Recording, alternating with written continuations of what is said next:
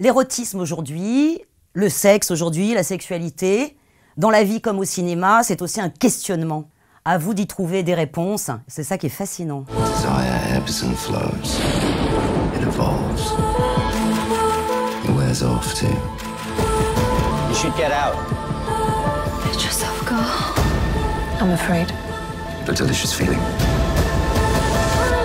En 1974, Emmanuelle était une jeune femme oisive qui rejoignait à Bangkok un époux très libertaire. En 2024, Emmanuelle, incarnée par Noémie Merlan, est une femme qui travaille et qui se rend à Hong Kong pour un voyage professionnel.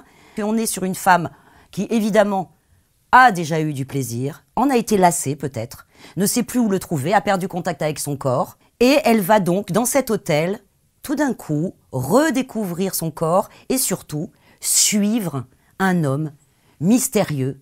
Peut-être sera-t-il enfin le traducteur, l'interprète d'un nouveau plaisir qu'Emmanuelle va conquérir.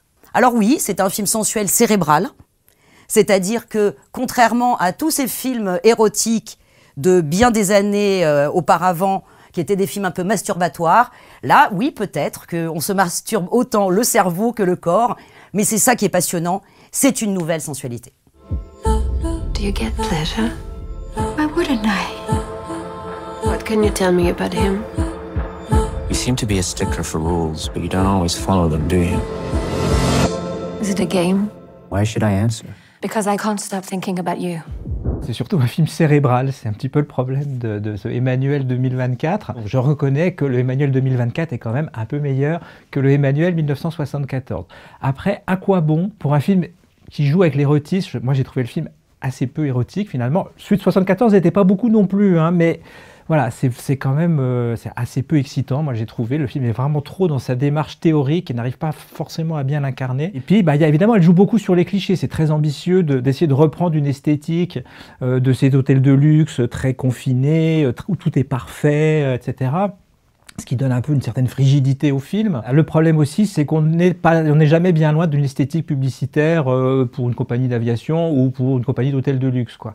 Et voilà, ce film est un petit peu gênant. Et je trouve vraiment que en fait, le film décolle quand enfin le personnage d'Emmanuelle, joué avec brio par Noémie Merlan, sort de cet hôtel, va affronter la rue. Là, enfin, il y a de la sensualité qui arrive à l'écran, un peu de mystère aussi, qu'il n'y avait quand même pas beaucoup avant. Noémie Merlan est vraiment très bien, donc il faut vraiment saluer le courage de son interprétation. Il faut oser quand même affronter un rôle pareil, faire ce qu'elle fait à l'écran.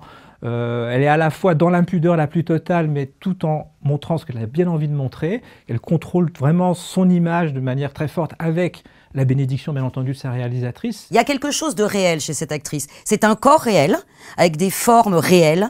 Il y a même dans son visage sublime, quelques défauts. Quelque chose qui, justement, s'éloigne totalement d'une sensualité ou de magazine, ou une sensualité de mannequin. Il y a, par exemple, une scène où, au tout début, où, comme tu le disais, Audrey Diwan revisite vraiment un cliché du rapport sexuel dans un avion.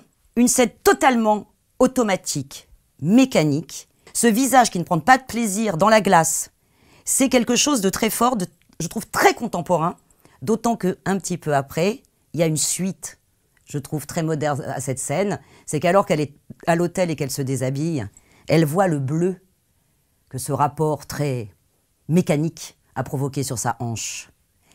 Ce que le mauvais sexe laisse comme trace et ce qu'un corps comme celui de Noémie Merlan peut véhiculer de quête d'un autre plaisir, c'est vraiment, je trouve, une des clés du film. Emmanuelle, très bien. Dans Emmanuelle d'Audrey Diwan, la chair est triste, hélas. La la la la.